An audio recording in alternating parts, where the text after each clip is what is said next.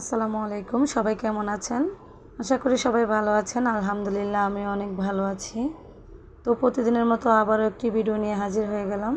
আমার ভিডিওটি দেখার জন্য আপনাদের কাছে অনুরোধ রইল। তো আমি বাসায় যাই রান্না করে থাকি, সবগুলো রান্নাই আমি আপনাদের সাথে শেয়ার করে থাকি। আজকে আমি নদীর মাঝারি সাইজের চিংড়ি রান্না করব। তো চিংড়ি রান্না করার জন্য প্রথমে কিছু পেঁয়াজ কুচি আমি ব্রাউন কালার করে ভেজে নিয়েছি। এখন পরিমাণ মতো পানি দিয়ে দিয়েছি।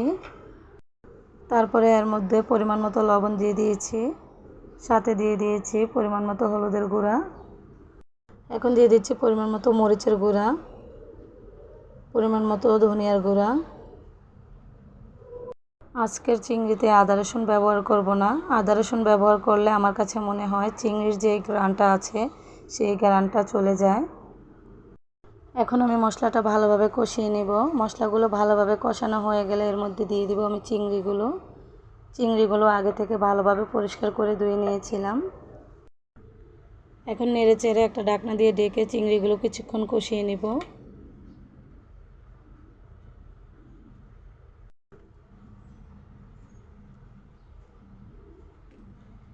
চিংড়িগুলো ভালোভাবে কষানো হয়ে গেছে। এখন আমি নেড়ে চেড়ে অল্প পরিমাণ পানি দিয়ে দিব। যেহেতু আমি চিংড়িগুলো ভুনা ভুনা করব, এর জন্য অল্প পরিমাণ পানি দিয়ে দিয়েছি। এখন আমি একটা ঢাকনা দিয়ে ঢেকে চিংড়িগুলো বারবার নেড়ে চেড়ে ভুনা ভুনা করে নিব।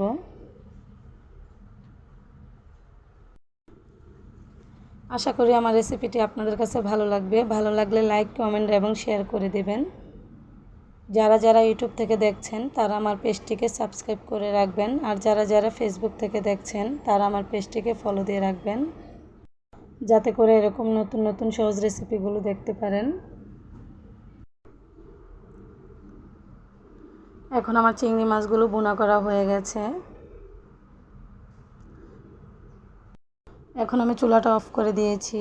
দেখেন কালারটা কত সুন্দর হয়েছে। এটা দেখতে যতটা সুন্দর হয়েছে এটা খেতেও অনেক মজা হয়েছিল। আজ এই পর্যন্তই। সবাই ভালো থাকবেন, সুস্থ থাকবেন। আল্লাহ হাফেজ।